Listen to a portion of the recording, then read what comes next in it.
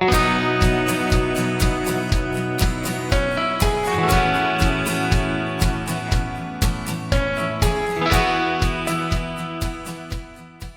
friend, welcome back to Hey Wait. So about a year ago, a listener wrote to me and said, can you talk to someone who understands somatics through an ADHD brain? Like, hey, wait for the brains that are always racing, always noisy, always chasing the dopamine they're not getting enough of. And can that person speak to the lost generation of women who weren't diagnosed as girls and who grew up being called too much, too scattered, too sensitive, and just learned to carry it all? Well, without her or I knowing it yet, that listener was describing my guest today, Kate Moryoussef. Kate is the host of the award-winning ADHD Women's Wellbeing podcast and the author of the ADHD Women's Wellbeing Toolkit. She's a women's ADHD wellbeing coach and an EFT practitioner who herself was diagnosed with ADHD at 40 after decades of wondering what was wrong with her instead of what was different about her. And now she helps women just like her who are only in midlife getting the language for what their brains and nervous systems have been doing their entire lives, compensating, performing calm they didn't feel, holding it all together so well that nobody, including themselves, ever thought to ask if they had ADHD. And even if ADHD isn't your story, so many of you who fawn, who overthink, who manage everyone else's experience of you before you even check in with your own, your nervous system has been running a version of the same program. Decades of adapting before anyone gave you a reason why. So whether this is your story, your daughter's, your sister's, or a friend you keep thinking about while you're listening, stay with us because this one's for the racing brains and the overwhelmed nervous systems and the tired bodies that have been carrying them for all these years. I am so happy to get to talk with you, Kate. Welcome. Thank you. Thank you so much for having me.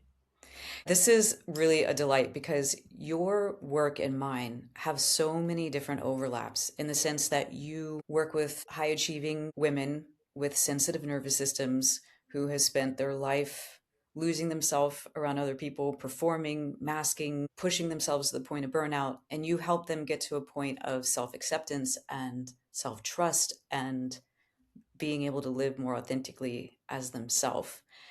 And I have about a million questions for you, I think, but I wanted to start with an observation. And that is, as I've been reading your book and listening to your podcast and learning more about your work, the love that you have for the people you serve is so palpable.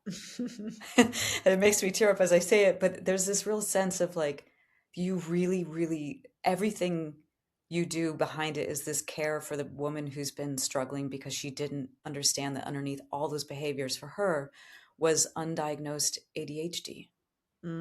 Yeah.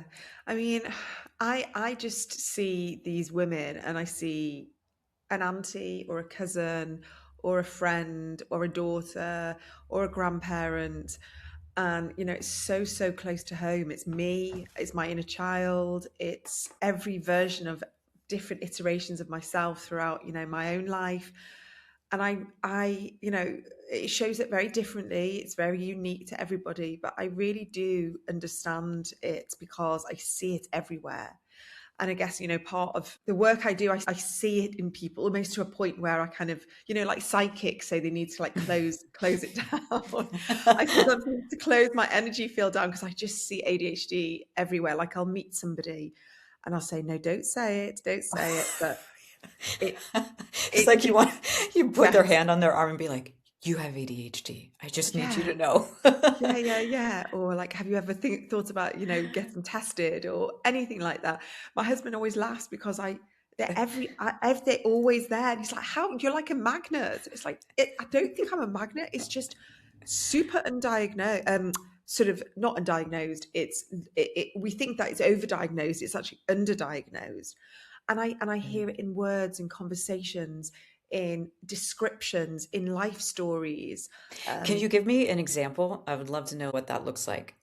What are Oh you seeing? gosh.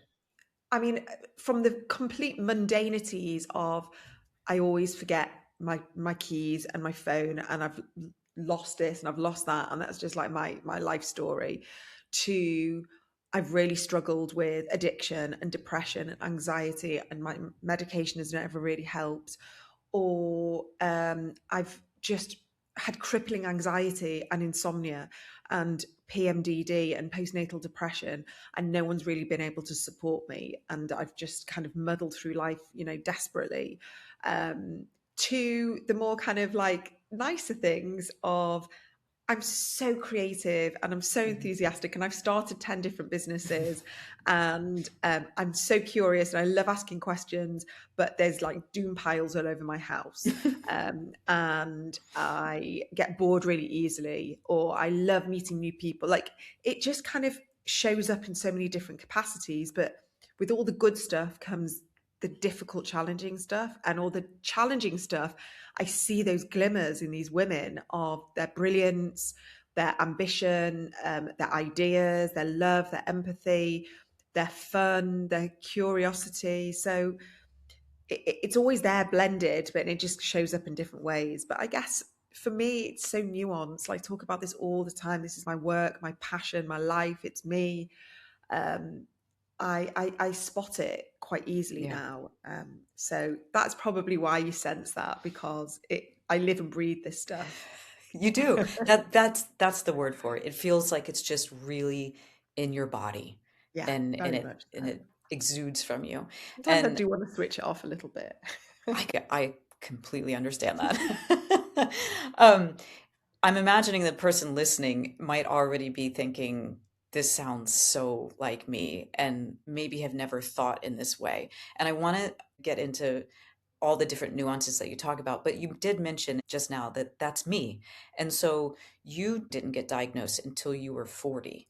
Hmm. So I'm curious what was happening when you were 40 that made the diagnosis become real? And also, what was it like living in your brain and your nervous system and your body up until the point of understanding that this was ADHD? Yeah, that's a good question. Um, so what was happening when I was 40 was, like everybody, 2020, we were in the depths of, the pandemic. We were, 5 months into lockdown, homeschooling kids. I'd just recently started my new business, had been retraining. Um, I had 4 young kids. It was hectic on Oh another my level. gosh. Yeah, it was incredibly overwhelming and exhausting and scary and terrifying and all the things. And it definitely probably pushed things, to the next level for sure. Like so many people I speak to, Mhm. it definitely just kind of unmasked lots of challenges. But I also know there was perimenopause there, and I was always convinced that perimenopause was something that would happen in my like 50, like 48, 49, 50. Like never considered that I would be perimenopausal at 40. But actually looking back, I think my perimenopause probably started when I was about 38. Um, but the ADHD was always there. I just never really had an understanding of it. I never knew what it looked like. And while I was homeschooling my kids, it was one of my children who was 9 at the time, my daughter, and I was trying to help her. I was trying to help her before the pandemic, before we were, while she was still in school. She was being assessed, she was being supported. We didn't get any clear ideas, from an academic perspective, special education perspective. It was just she just needs extra help. Like her processing and her memory and her writing and her attention, like it was just tick, tick, tick. And it wasn't dyslexia, even though we know she's got severe dyslexia now. She just didn't fall under any umbrella of like a diagnosis. So I just thought, okay, the school have got this. I'm not seeing it at home really. To me, she was just lovely and sweet and daydreaming and kind and full of fun and enthusiasm. And she was very much like me as a child. And I was trying to get her to sit down and work in front of a screen. They were on Zoom. They were given work like comprehensions and all sorts of things that a 9-year-old shouldn't have to do online. And she just broke down. She just could not do it. She was just having tantrum and meltdown. And I was struggling, and I was just putting all the symptoms into Google. I was just like, well, what is this if it's not dyslexia or dyspraxia, which we were kind of told she's borderline, but nothing conclusive. And it came up ADHD in girls. And that for me was like, oh my goodness, because my two brothers were diagnosed with ADHD when they were kids. So Mm. I'm this girl in the middle, two, older brother, younger brother, and they both had diagnoses as children. And in my head, ADHD was just for boys. Like there was never even a conversation that girls had ADHD. I don't think I ever heard about a girl having ADHD growing up. But my brothers they were among loads of boys, loads and loads of kids. Very early on, actually, if I think about it, they were sort of, it was the late 80s, early 90s. So, it wasn't, prolific, but we It knew was about starting it. to be. Yeah. So and so that was that. So I decided, right, we need to get her assessed, and I just read so much about it, and I could see myself in the different times of my life. Like I was always worrying in my head. I was a worrier. Not, that wasn't anxiety. I thought anxiety was something completely debilitating that you couldn't do anything. And I was like, well, no, I just had severe anxiety and I was masking and I was pushing it down. I had a very restless mind and I was a daydreamer. And looking through all my academic reports, it was there that in full black and white. My teachers were literally saying, if Kate remembered this, or Kate applied herself, or Kate remembered this, or her handwriting got better. Kate's lovely to have in class though, but she's not disruptive. Kate just needs to focus more. It was all there. And I really could see there was so much internalized anxiety and restlessness that I would just Mm. push down and repress and query internally, but I didn't have anyone to talk to about it. It's wild to me that you would have both your siblings have ADHD and that it would never even cross your mind, your parents' minds, Yeah. any people that this is, I mean, that's how blind the system was to girls and women with ADHD. Hmm. And you kind of alluded to it there, but I'd love for you to speak a little bit more specifically to what we now understand about how it shows up differently for girls and women. Yeah. So, I mean, it showed up completely differently to my brothers and to my parents, who were really struggling with my brothers, and eventually it led to divorce and all sorts of things.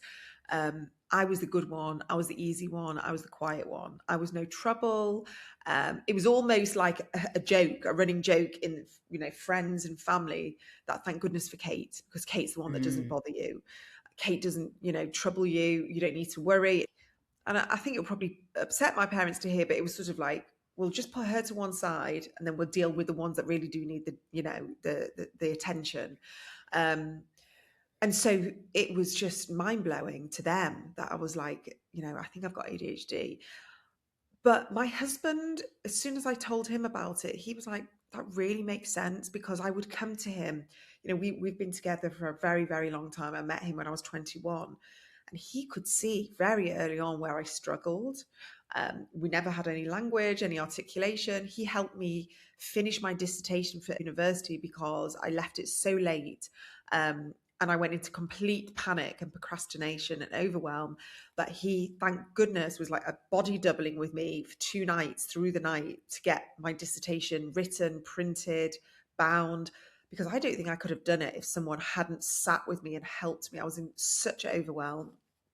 And he's seen me have career ideas and career changes, and then get overwhelmed and burnt out and try new things and then be like, no, that's not for me. And there was so much shame, there was so much Mm. embarrassment and guilt there. And he also saw where I my ADHD helped me so much as well. Like he couldn't believe there were certain things that I could cope with and things that I would just throw together and deal with, and so it just, the balance was there and he could see it all. It was just, I didn't have any words or articulation for it. Well, I wanted to go back to something that you had shared when you were talking about being young and that, your brothers were seen as the ones that required all the extra work and care and attention, but Kate's good. She's got this. Yeah. And that to me is so familiar to so many of the stories of the people that I work with, where there's this sense of they were the ones that quote unquote had it together. They were Yeah, parenting their parents. They were the exactly. emotionally intelligent ones. And there was a lack of attunement to what their internal experience was. So there's a sense of I'm not being felt, the developmental trauma of that, and how that Mm. leads to fawning and that being your default nervous system response. So, one of the main things that I would love for you to parse out for us is the way that a lot of the ways that ADHD seems to present in women is similar to fawning, is similar to some of the challenges that women face in general with perimenopause, Yeah. is similar to anxiety and burnout. And all of those things are, my understanding is like spokes on the wheel of ADHD, but they also Mm. can exist independently of ADHD. So if there's someone listening who's resonating with what you're saying, how do they know the difference between this is my ADHD brain and this is just, the nervous system default I got from the conditioning I had growing up? Yeah, it's complex. Like there's no cut and dry, but I think it would always go back to childhood of how it showed up.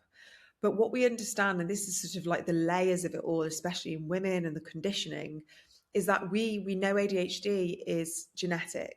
And again, it might show up differently. It might be a father or a mother, and it might have shown up in a very different way. And I can see that in my family.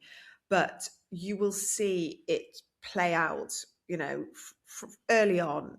But then it might change and it might mutate and it might be different. There's the trauma comes, I think, from being living in a neurodivergent family who don't understand themselves. And if you're married and you're both neurodivergent, or one's neurodivergent and the other isn't, and people aren't, we don't have the language, we can't articulate, we can't help, we can't support, then that is going to cause a lot of chaos and dysfunction. And also what you mentioned before about it's almost like an identity. There's almost one identity, and then you understand it through a completely different lens. And I have realized there was definite emotional neglect. I was kind of just left to just fend for myself a little bit. And then when my parents got divorced, I think there was definite parentification going on, or where I had to manage my mum in different ways. And my needs were, not, they weren't prioritized, put it that way, as a child. Mm, um it's a difficult time, and my mum looks back and she now has answers because she knows she's ADHD. And she can say, I can understand why I did that and why this happens to me now, and that. And there's sadness there. I mm, try not to have resentment. There's forgiveness, there's compassion. But I do look back at that version of myself and think she didn't get what she needed. yeah, She didn't get that at all. And another pattern I see with women who are understanding this later on in life, who have got kids who are neurodivergent, and it kind of leads to the burnout piece, is that we almost like overcompensating for either the childhood that we missed mm, out on, or the parenting that we missed out on, and then we push ourselves to such an extent where we have to show up for our kids and give everything to our kids that maybe we didn't get. We don't want them to fall into the same difficulties that we did. And we don't prioritize ourselves as well, and we don't, it's almost like that fawning is still happening. sure. So it's very, very complex, I think. I'm not going to say not for men, but if you're looking at it through this female conditioning lens, I think it's a big identity piece.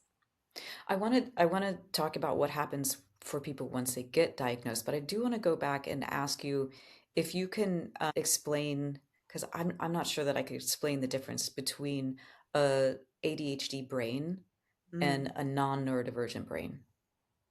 Yeah.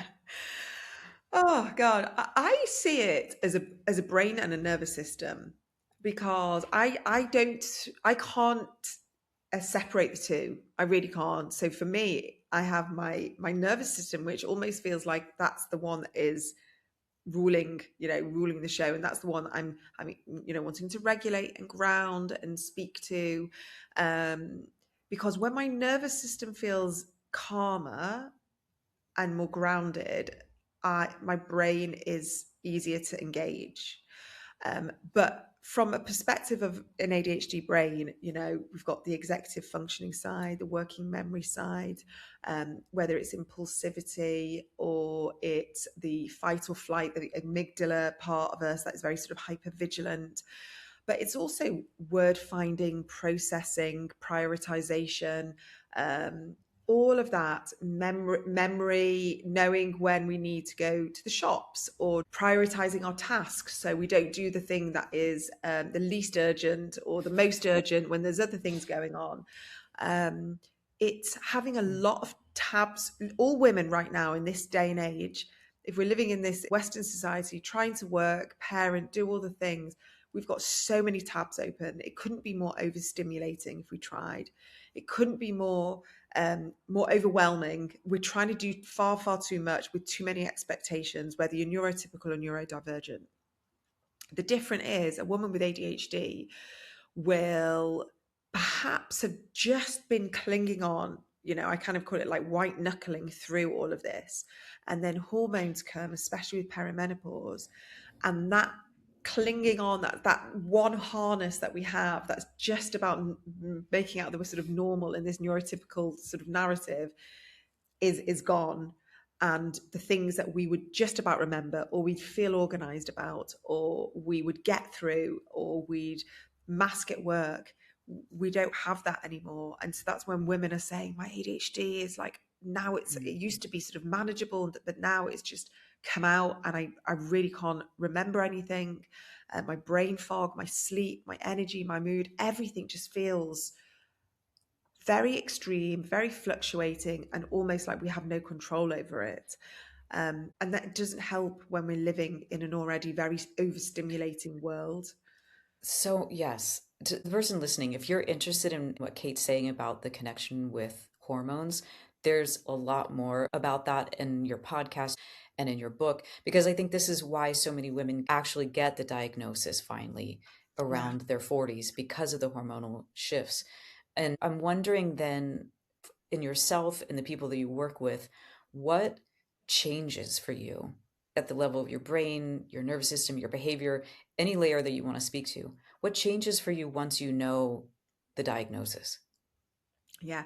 I always think, like a lot of people say, what do I need the diagnosis for? Is it just a label? What am I going to gain from it? Especially here in the UK, I'm sure it's the same in the US or Canada, that it's expensive to pay privately for a diagnosis. And then the medication on top of it, and then the waiting list and on all of that. It's a big investment. But I believe it helps women. A lot of women have gaslit themselves saying, oh, I'm imagining it, or I need to try harder. I just need to change this. I need to just be better, do better. Um, and they're just pushing, trying something else. And they see it as like a personality failing or a character trait that they just do something different, another system, another notebook, another Right. book. If I could just, yeah. Exactly. And then I'll Hmm. be able to get control. And so this almost takes away that blame and shame and guilt and pressure that they put on themselves and kind of go, okay. Because from a fundamental perspective, it's a neurobiological condition. And you can see it. It's in the brain, it's in the nervous system, it's understood through so many different lenses. We can see it, show up in academia, in careers, like we say, hormones. We see it across the whole of, it's like an ecosystem, it's the ecology of our life. And when we understand that it's not a problem that we've caused and it's not a problem that we can just fix, then a lot of women just go, oh, I can just breathe, I can Yeah. just be me, maybe I can just show up as my authentic self, maybe I can just be me for once, Mhm. and that's enough. And that takes a huge amount of pressure off women to just keep pushing through, which is why we see so much burnout in this community. We see Mhm. women having breakdowns. We see women really struggling with mental health, disordered eating, addiction. Um, these are very serious mental health conditions and crises and challenges that can show up in women's life where they think that they've been the problem. Well, and also the physical health ramifications. Absolutely. It's not just the mental health side. Women show up and they say, I've had chronic pain. inflammation, migraines, gut problems, all sorts of hormonal challenges from puberty onwards, PMDD, like I mentioned before, postnatal depression, difficult, heavy periods, fibroids, endometriosis, hypermobility. There's a full spectrum of neurodivergence, and I've never met one woman who just says I've got ADHD and I'm a bit forgetful and I have a few piles, I'm a bit disorganized and I'm creative. Like it's never just Right. that. It's never, ever, Right. ever just that. Hey, wait, real quick. I can't tell you how many times clients have said to me, I wish I had an earpiece and you were feeding me the lines to say. I haven't quite figured that out yet, but I have made you the Hey Wait phrasebook. 12 things to say when you normally fawn, freeze, or fight. Things like what to say when someone hurts your feelings, or when you're put on the spot, or when you're saying yes and already dreading it. It's free and it's linked right in the show notes. Grab it now so the next time your nervous system tries to hijack the moment, you've already got the words. Okay, back to the show. And so that's why what I'm understanding is that it almost, other than treatment in terms of getting medications and that sort of thing, it almost doesn't matter if you have the diagnosis of ADHD or dysautonomia. It matters that you understand and can Hmm. self-diagnose. Is that Yes. is that to a certain extent true? Like if I understand this is going on, I'm just going to start behaving as if that's true and take care of myself in that way. 100%. I mean, so much of my work is about empowering women with psychoeducation, with helping Mhm. themselves, reading, learning, because we're at this very weird age where we're almost the experts of our own life. And doctors, good doctors want this. They want a patient to come in and say, I figured this out and that, and they work together. And it's sort of, a collaborative, communication. But there are some doctors who are like, well, I'm the doctor, I'm the expert. Um, and we've got this age of information, whether you're getting it from AI, Google, TikTok, some of it you have to be really careful with. But if you're Yeah. doing your research and you're going on PubMed and you're reading the evidence and the research and learning about how it shows up in women, and thankfully there's a lot more research articles out there about the specifics of ADHD and autism and women crossing over with hormones, crossing over with POTS, crossing over with hypermobility. And we're able to say to our doctor, um, actually, I understand what it means to have, why hormonal fluctuations are going to exacerbate my ADHD symptoms. And we want a doctor to say, thank you so much. I don't know enough about this. I'm going to read about it, or I'm going to pass you on to someone who really does know about Yes. this and get you the support that you Yes. deserve. But what we have been seeing is a lot of people being dismissed and a lot of people going, no, there's enough of the ADHD stuff, or stop getting your medical information online, or Right. this type of thing. So for women, while we're in this weird sort of space where doctors are kind of catching up, we're almost like the patients are ahead of the doctors in some ways, in lots of ways now. But in this area, I actually think the patients, maybe because I have like a theory that we're very resourceful people and very, very curious people.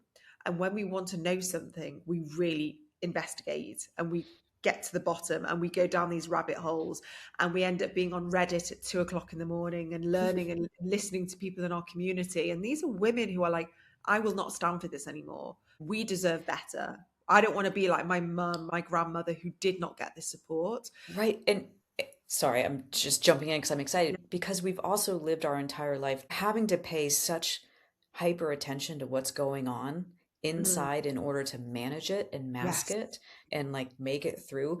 I remember when my husband and I were first dating, he was like, "You have an unbelievable amount of knowledge about what's going on in your body on a day-to-day level that I have never even considered or tapped into." And I think that's true that Yes.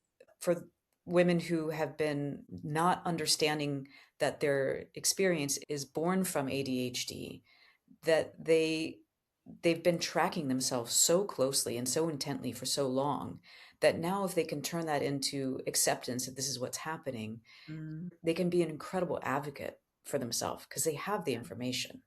And I think I exactly. just want to say too that your book, the ADHD Women's Wellbeing Toolkit, is one of the best resources I've ever seen for any woman to meet themselves at the level of their nervous system. I mean, I know there are parts that are specifically for women who have ADHD, but I do think, to what you were saying earlier, so many women in general are just pushed to, too many tabs open, as it were, and their Hmm. nervous systems are dysregulated, and they need self-care and they need self-advocacy. And I think this is such an incredible resource for anybody.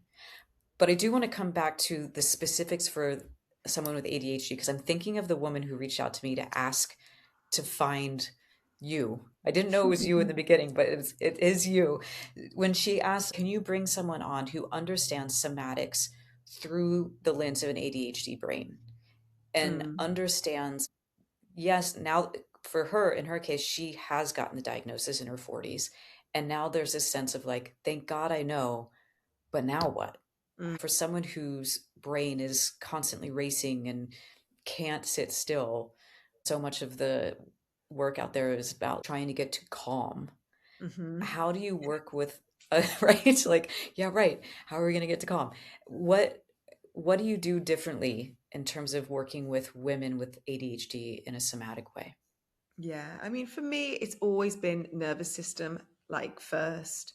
And I never really understood it. I didn't really understand why or what. I've been learning, and I did a course on polyvagal theory with Deb Danner.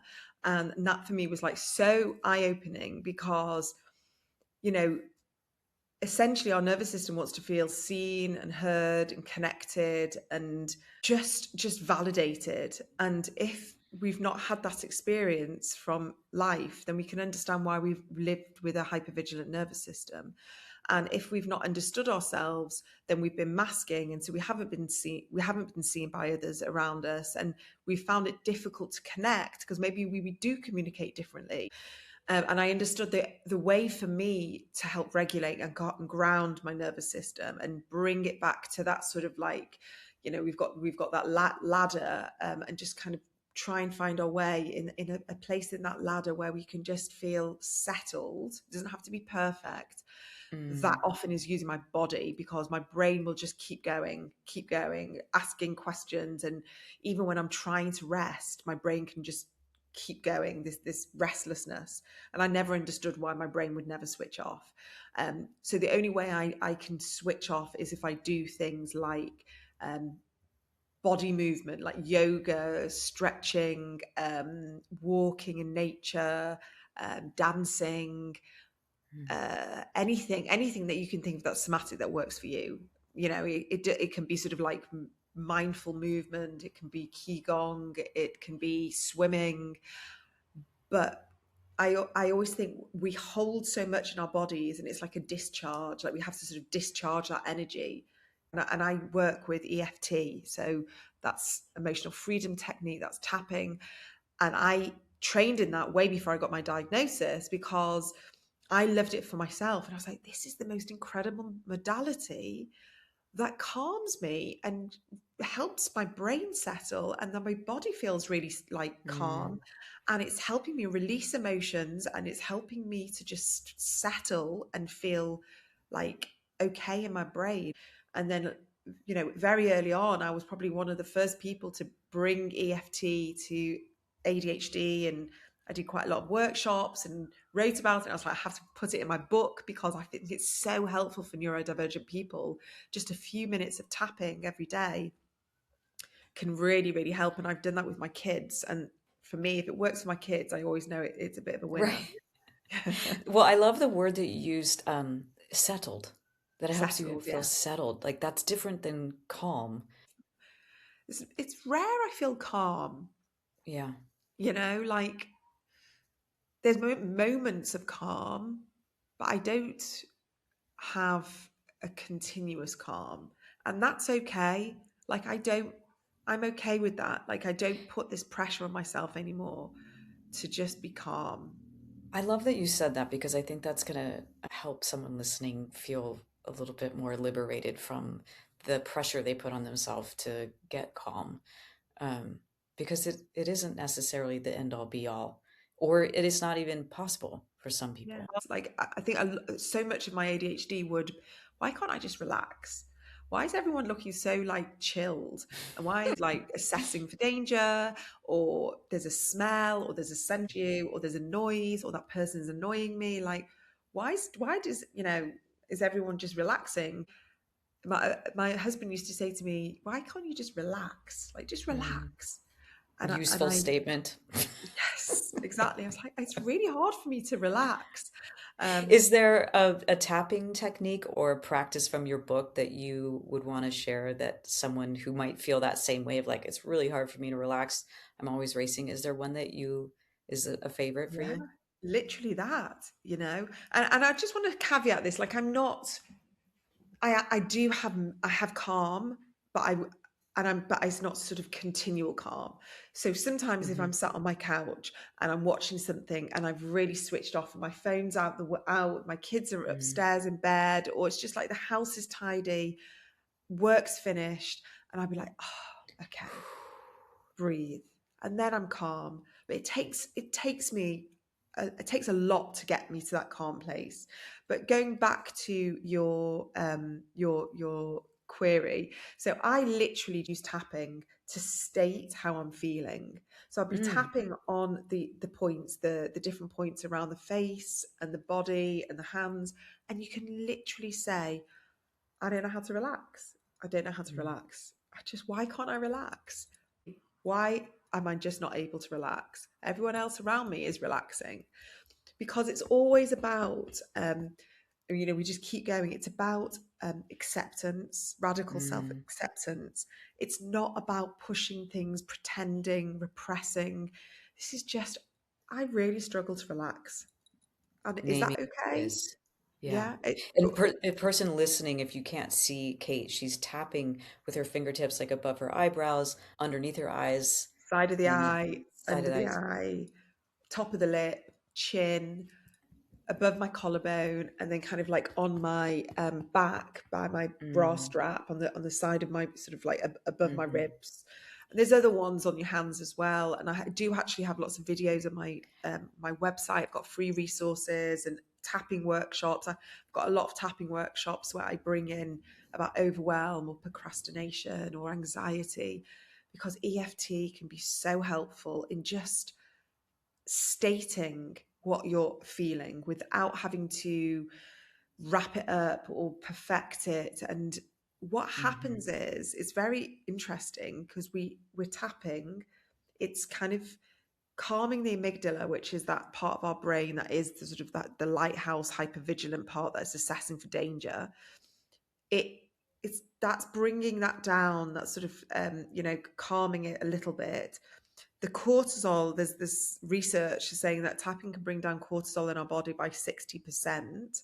Wow. And our nervous system is being told it's actually okay. Like, it's safe just to be here in this moment and just acknowledge and recognize how you're feeling. And I say to people, do it 60 seconds, 90 seconds in the shower.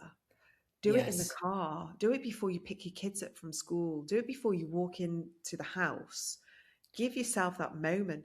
Even if you don't know what to say, do it while you're breathing. Like, just tap and just be like, Right. And you could even say, I don't know what to say. Like correct. it's because the thing that I love about that is it's a meeting yourself. It's a Yeah. I can feel me, I'm solid, and I'm naming what is. So my insides match my outsides in that moment. I'm whole, I'm Mm, here. And we both know, and many of the listeners know, that in and of itself is a way of regulating your nervous system, just to meet the moment and be there for yourself. yeah. Um, and you did mention that you have so many more free resources on your website. And the book, like I said, is a fabulous book. Your podcast, if someone hasn't started listening, you better clear your schedule because there are so many wonderful episodes. You've gotten to speak with the most incredible experts in this field, and you bring those conversations to people. So I highly recommend. It's called the ADHD Women's Women's Wellness Wellbeing Podcast. Podcast. Yes. Wait, can you say that ADHD again? Women, yeah, ADHD Women's Wellbeing Podcast. It's a bit of a mouthful, but it kind of says what it says on the tin. So yeah. I love that you did that. I can never name things the way that they're supposed to be named so people can find them. But I will also say that you have your group program has the best name ever, which is More Yourself, which is the play off of your last name, More Youssef. And I Mhm. was like, that's so cool. I wish I could claim that that was my idea, but it wasn't. It was somebody wrote into me and she said, I always thought when you introduced yourself on the podcast that you called yourself Kate More Yourself. And I was like, no, no, no, my surname is More Youssef.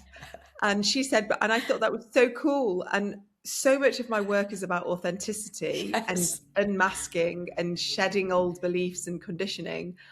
And so I thought, let's start the community called the More Yourself Community, which is a membership. So you can come in wherever you are, and there's loads of research and resources, and there's fantastic workshops, and we bring in experts and everything. And it's just an addition. It's like a next step from the podcast if you want to delve a bit deeper and speak to other women. And so yeah, it's So fun. good. I wish I thought of the name myself, but I didn't. It's so good though. I love it. I love that you claimed it. Um, Okay, so final question that I Mm, always ask my guests is, do you have a practice or a ritual that you do to not lose yourself around other people? You know, knowing that you have spent decades of your life probably masking because of not understanding what the differences about you were. I'm mm. wondering now, is there something that you consciously do to really know that you are showing up authentically as yourself with other people? Yeah, I think as perimenopause is kicking in deeper and deeper, I'm definitely my boundaries are getting stronger. My people pleasing is not, it's not. It's still there, but I basically choose when I want to go home. Sometimes I'll drive myself so I know that I can leave when I want to Mm, leave. Um, I'll pick and choose if it's something that I'm doing that I don't want to do, like in an environment. I'm just like, no, I don't want to, I don't get FOMO anymore. But if I am finding myself in a situation where I really can't get out of, I take myself out of the room. If it's really overstimulating mm, and I really struggle with environments that have a window, if there's no fresh air or the lighting or there's mhm. just lots of noise and coming from different, like a music system, and then there's lots of chatter, I find that very overstimulating and I can feel a headache brewing very quickly. So I take myself out of that, or I just give myself like just go for an hour, go for 2 hours or whatever it is. Yes. And I don't put that pressure on myself anymore to just show up without any boundaries at all and just be like, I'm here, take me Right. for all you've got. Take whatever you need. Yeah. Exactly. Like I don't do that anymore. I want to name that what I heard you just say essentially is one of your practices for staying with yourself around other people is knowing the capacity you have to do it. Meaning Mm, you could maybe do it for this long in this kind of situation, and then you remove yourself or you drive yourself so you know, oh, once I start losing myself or once I start feeling the headache or once I start getting overwhelmed, I can leave. And I think that's a useful, it doesn't have to be a real time practice. It can be recognizing, oh, this is what's happening, and now is when I have to go back to myself. yeah, exactly. Yeah. And Yeah. there's no shame in it anymore. And I used to shame myself for it Yeah. because I used to be like, why can't I just do that? Or other people can manage, or other people stay out really late, or other people aren't like looking, but if for me, if I've been having a conversation for a few hours, that's it. My social battery is drained. Um, and I could look at other people and they'd stay out super late and they'd be the life and soul of the party. I'm very sociable when I'm in that situation, but I need an exit plan. Yes. I If I don't have an I'm exit with you. plan, I am incredibly anxious. I don't like going out with people who are very kind of like flitty about how they're going to get home. I need to know how I'm Oh, going to no. get home. Mm-mm. Nope. Speaking of an Yeah. exit plan, I know we only have a couple minutes before you have to run. Yeah. Thank Is you. there anything that you would want to say directly to the person listening that might not have ever thought of ADHD as a thing that might be happening for them, has never pursued it, but is curious at this point? Like, what would you want that person to know in their body or for themselves? Yeah, I think listen, it shows up so uniquely for so many different people, and many people will think that if I don't fit this persona, like I'm not disorganized, I'm not messy, I'm very punctual, but there was other things that you were saying that really, really resonated. Please know that we are very at these very early stages of understanding ADHD, especially in women. So I actually think there's certain terminologies, words, umbrella, whatever you want to call it, that it's still too simplified. And Mm, so just delve into that curiosity, and you don't have to mhm, make any decisions, and you don't have to make any announcements, and you don't have to go for the full diagnosis yet. Just learn a little bit more, read a little bit more, maybe just keep it to yourself for a little bit. I felt that when I was diagnosed, I had to make this big announcement and announce it to my friends and my family and all of that, and actually I just was not ready at all. I mm, really had to sit with it for quite a long time. And it was a very gentle process. And I had to work through it. I really had to work through all the different layers of the grief and the shame and the embarrassment and the worry and all of that. And then the sadness and the resentment. So be patient with mm, yourself, because it's actually it's a big discovery, and it's a big understanding, because it plays into your past, it plays into the generations, and it plays into your present, but it also plays into your future as well. So don't underestimate the the the bigness, the large, whatever the word is, the magnitude of it, yeah, because I actually yeah. think it's a big deal. It is a big deal, and I really Yeah, appreciate you saying that, and I think that will land for the person listening. And I just want to thank you so much for sharing your story and your care and your expertise, and I'm going to thank you by letting you go and get thank to you be with your so much. family. I've loved this conversation. I felt very safe and like actually very calm speaking to you. You've got a beautiful persona, like really, really fabulous. I could have spoken to you for much longer. Well, thank you. Thank you. Well, we'll do it again sometime then. Absolutely. Thank you so much, listener, for being here today. I hope something resonated with you and helps you to have a good experience of yourself in your life and your relationships, because you really do deserve that. And if someone came to mind while you were listening today, could you take a moment and share this episode with them right now? And if you haven't had a chance to yet, please leave a review for Hey Wait, because both of those things help new people find the show. And it means a lot to me to be able to reach and connect with new people around this work. With that, if you have an idea for a guest or a topic, or you have a question for me, feel free to reach out to me at Hey Wait with Jay on Instagram. Hey Wait is produced by Viv at First Click VA, and the original music is by Dalton Grant. And hey wait, before we go, I want you to remember your insights matter, and the right people will meet you there. So stay with yourself, and I'll see you next time.